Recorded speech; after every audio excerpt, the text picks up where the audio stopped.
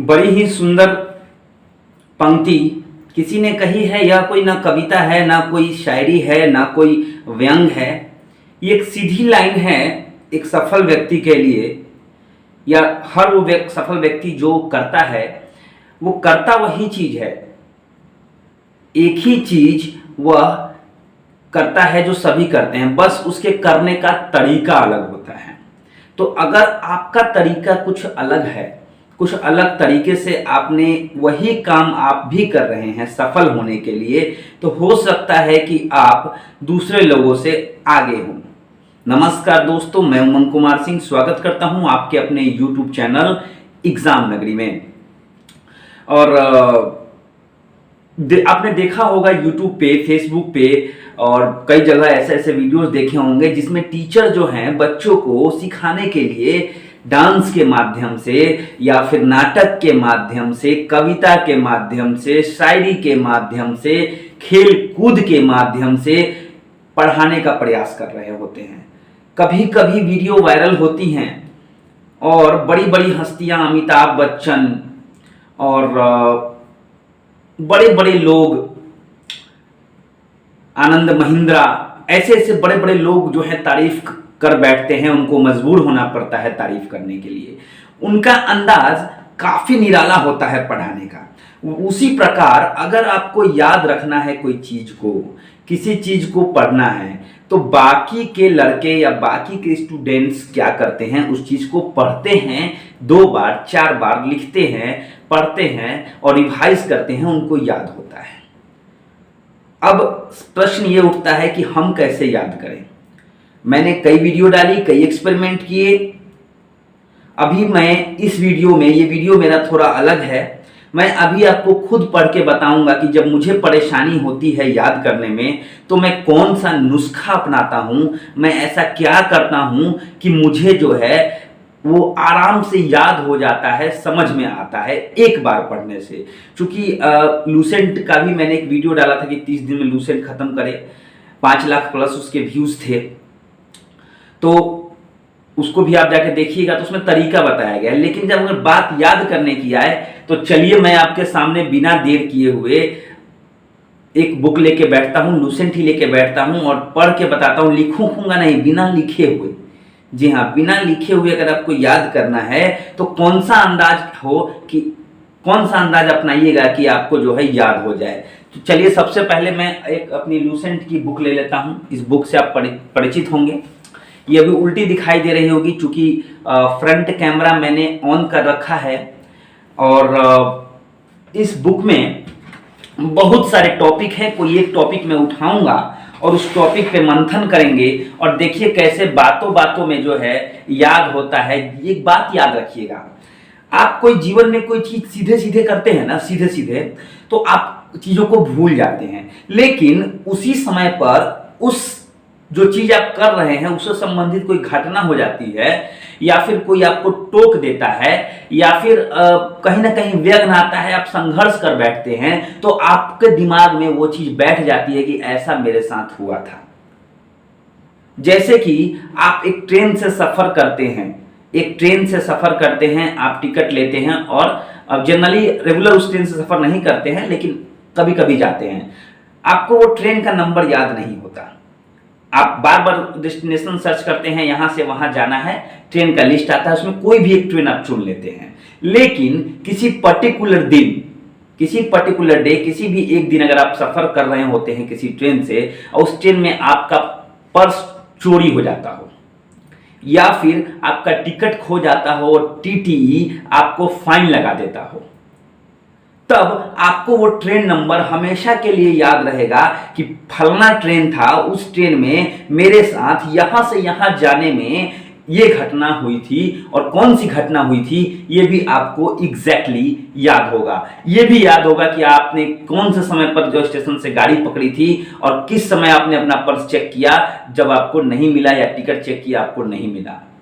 तो कुछ ना कुछ होना जरूरी होता है, वही चीज हम यहाँ पे अप्लाई करते हैं। चलिए एक टॉपिक है, एक टॉपिक मैं लेके चलता हूं। मान के चलिए राष्ट्रपति के बारे में आपने पढ़ा होगा, समझा होगा, बड़े ही ध्यान से उसको सीखा होगा।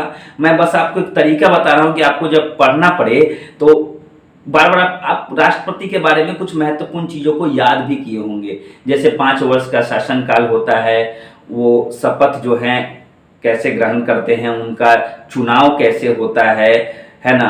प्रथम राष्ट्रपति कौन थे ये सभी जानते हैं, अभी राष्ट्रपति कौन है श्री रामनाथ कोविंद वो सभी जानते हैं।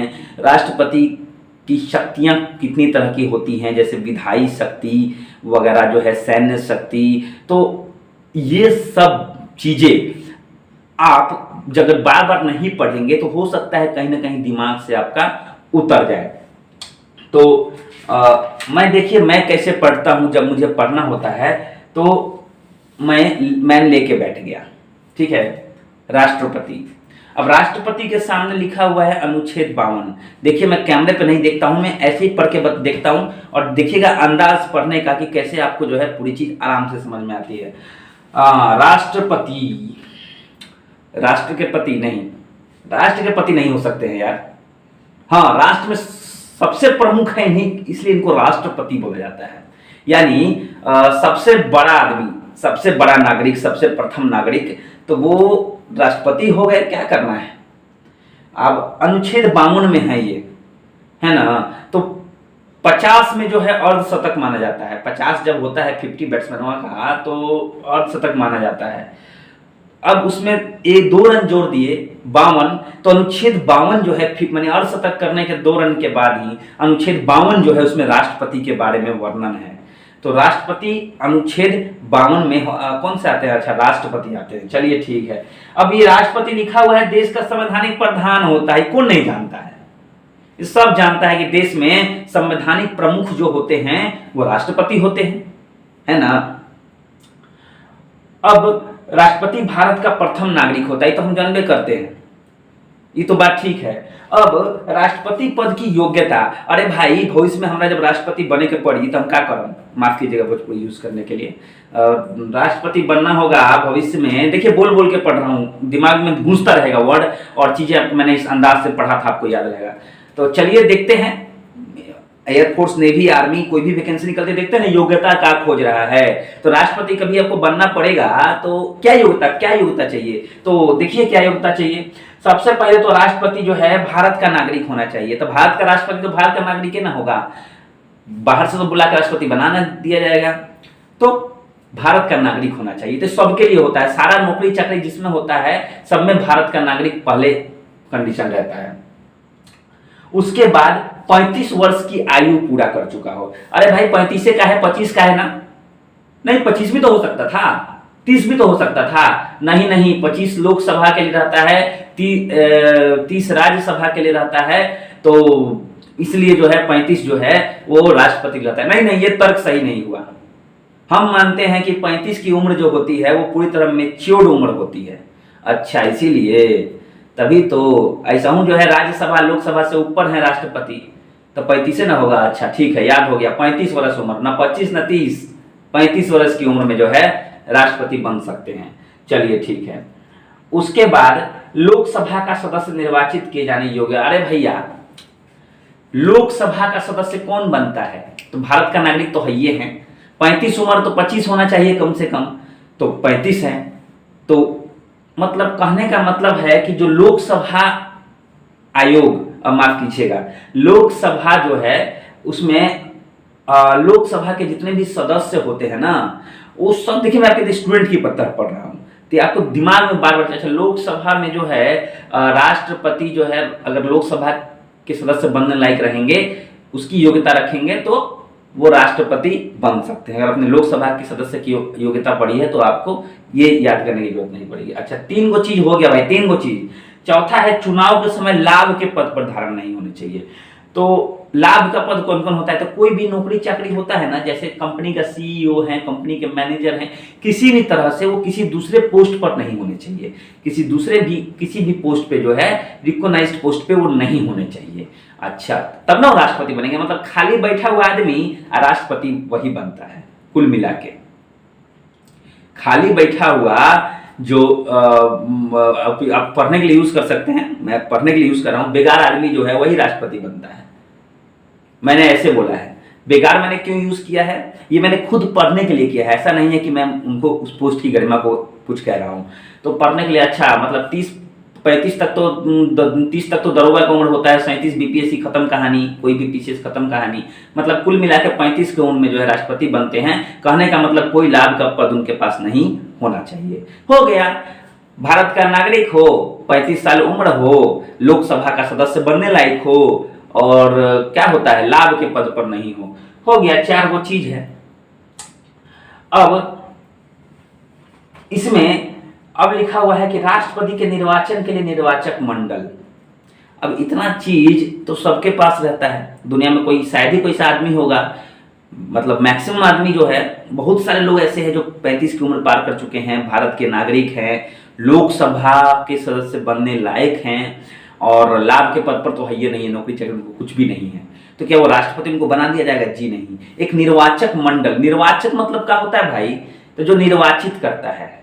जी हाँ, निर्वाचित और नियुक्ति का मतलब होता है कोई भी व्यक्ति उसको नियुक्त कर देता है सीधा, और निर्वाचन का मतलब होता है उस पोस्ट के लिए चुनाव होता है। तो उसके लिए एक मंडल, एक संरचना ऐसी बनाई जाती है कि राष्ट्रपति जो है वो उस निर्वाचक मंडल में, निर्वाचक मंडल के लोग ही उनका निर्वाचन करते हैं। तो इसमें कौन कौन से लोग होते हैं भैया? तो देखिए 35 की उम्र, तो उसके अंदर राज्यसभा लोकसभा दोनों हो गए।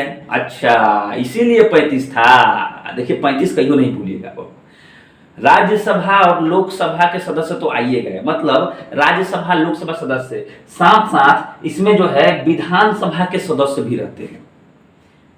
राज्यसभा, लोकसभा और विधानसभा, सबके जो निर्वाचित सदस्य होते हैं, जिनका निर्वाचन नियुक्ति नहीं, जो राष्ट्रपति नियुक्त करते हैं ना एंग्लो इंडियंस को, वो सब नहीं, निर्वाचित मतलब जिनका चुनाव के से हुआ हो, मतलब कि चुनाव किया गया हो, इलेक्शन के थ्रू जो है जिनका चुनाव किया गया हो, वैसे लोग लोकसभा, राज्यसभा और अगर विधानसभा के सदस्य हैं, उन्हीं को मिलाकर क्या बनता है? निर्वाचक मंडली बनती है, निर्वाचन मंडल बनता है, और वही लोग मिलके जो है राष्ट्रपति के चुनाव करते हैं। अच्छा, अब समझ में आया कि भाई केंद्र ही नहीं, राज्य भी इसमें जो है अपनी महत्वपूर्ण भूमिका निभाता है राष्ट्रपति का चुनाव करने में।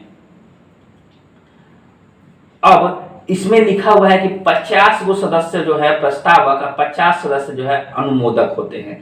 ये दो जो हैं 50-50 याद रखिए, कहीं भी जो है दो भाई रहेगा तो बंटवारा होगा तो 50-50 होगा। तो प्रस्तावक और अनुमोदक, प्रस्तावक जो प्रस्ताव रखते हैं, अनुमोदक जो अनुमोदन करते हैं, कहने का मतलब जो फाइनल मुहर लगाते हैं। तो ये 50-50 आदमी ऐसे होना चाहिए जो उसको सपोर्ट कर रहे हो कि हाँ भाई इनको राष्ट्रपति बनाया जाए। तो निर्वाचक मंडल में 50-50 लोग प्रस्तावक और 50 अनुमोदक होने चाहिए। ठीक है, तो ये निर्वाचन मंडल की शर्त है। जितना बार चाहे उतना बार राष्ट्रपति बन सकते हैं भाई, कोई लिमिट नहीं है, जितना बार चाहिए उतना बार बन जाइए, कोई दिक्कत नहीं है ना। उसके बाद देखिए राष्ट्रपति के निर्वाचन संबंधित विवादों का निपटारा उच्चतम न्यायालय में होता है। अब राष्ट्रपति से कहते हैं सर्वोच्च नागरिक है, उससे ऊपर कुछ है ये नहीं है। एक चीज है जिसके सामने वो शपथ लेते हैं, तो वो होता है वो उच्चतम न्यायालय के मुख्य न्यायाधीश। अब ये उच्चतम न्यायालय के जो मुख्य न्यायाधीश होते हैं, कोई भी जब मामला फंसेगा तो छोटा मोटा कोर्ट तो उसको देखेगा नहीं, सबसे बड़ा वाला जो कोर्ट होगा ना, उच्चतम न्यायालय वाला, सबसे बड़ा वाला सुप्रीम कोर्ट जिसको बोलते हैं, वही जो है इस मामले की देखरेख करेगा। देखिए बातों में माने बात बनाइए, जितना पढ़ने के टाइम में उतना ही ज्यादा याद होगा। सीरियस कभी होके पढ़ाई मत कीजिए, कभी भी सीरियस होके आप पढ़ाई मत कीजिए। ठीक है, आप अगर सीरियस होके पढ़ाई कीजिएगा तो कभी भी जो है आप ठीक से आप याद नहीं कर पाइएगा। ये एक महत्वपूर्ण शर्त है कोई भी चीज जो है याद करने की। जी हाँ, ये जो है महत्वपूर्ण शर्त है, इसको आप याद रखिएगा। तो देखिए इसमें लिखा हुआ है कि उच्चतम न्यायालय के वरिष्ठ न्यायाधीश के सम्मुख शपथ लेनी पड़ती है, इसलिए तो वही निपटारा करता है। उसके सामने शपथ लेंगे मैं राष्ट्रपति सारे चीजों को का जो है प्रति श्रद्धा, देश के प्रति श्रद्धा ऐसे रखते हुए एक शपथ का एक प्रारूप होता है, उसको पढ़िएगा न्यायाधीश के सामने, तो वही ना जो है आपको राष्ट्रपति, उसके सामने आप बन रहे हैं, तो कोई मामला फंसेगा, कोई भी मामला फंसेगा तो वही जो है उस मामले का निपटारा किया जाएगा करेगा। उसके बाद कभी कभी क्या होता है कि राष्ट्रपति तो बन गए, गलत तरीके से राष्ट्रपति बने हैं, है ना, और कुछ काम, कुछ डिसीजन पे साइन कर दिए, कुछ चीज पास कर दिए। अब बाद में पता चला कि ना ना ना ना ना भाई, राष्ट्रपति जो है ना छल कपट से बना था या फिर गलती से बन गया था, तो वो जो काम कर दिया है वो अवैध नहीं माना जाएगा, क्योंकि वो उस समय काम किया है जिस समय वो राष्ट्रपति था। तो ऐसे क्या है कि आपको लगे कि आप किसी को पढ़ा रहे हैं, सामने बोल बोल के पढ़िए, आपको देखिए कुछ भी। अब जितना मैंने पढ़ा है 10-15 मिनट में, जो राष्ट्रपति के बारे में जो भी कुछ लाइन मैंने देखी है, समय थोड़ा सा लगा, लेकिन हमें देखिए कितना आराम से जो है याद हो गया। तो बोल बोल के अगर आप पढ़िएगा तो आपको ऐसे ही याद होगा। कभी ट्राई कीजिएगा, कभी ट्राई कीजिए और कमेंट बॉक्स में मुझे बताइए कि ऐसे बोल के एक पेज पढ़ने पर आपको याद हुआ कि नहीं। सबकी शिकायत होती है सर 373 पेज का लूसेंट है, कैसे पढ़ें, बड़ा मुश्किल हो रहा है, 30 दिन में नहीं पॉसिबल है। मजाक है क्या? मजाक ही है यार, मजाक बनाओ तभी पढ़ोगे, मजाक बनाइए तभी पढ़िएगा। तो आशा करता हूं आपको समझ में आ गया होगा मैं क्या कहने का प्रयास कर रहा हूं। खेल खेल में पढ़िए, मजे लीजिए, याद रहेगा, और चीजों को जोड़िए। राष्ट्रपति के बारे में अगर पढ़ रहे हैं या प्रधानमंत्री के बारे में पढ़ रहे हैं तो ना मोदी जी पर मजाक बनाइए मने मने, तो आपको उसके बारे में, या मोदी जी पर ही अप्लाई कर दीजिए उस सब चीज को, तो आपको चीजें याद रहेंगी। तो वीडियो पूरा देखने के लिए धन्यवाद दोस्तों। इस चीज को अप्लाई कीजिए और कमेंट बॉक्स में मुझे कमेंट करके ये बताइए कि आपको कैसा लगा ये तरीका। एक बार आप पढ़ने के बाद ही मुझे बताइएगा। Thank you very much.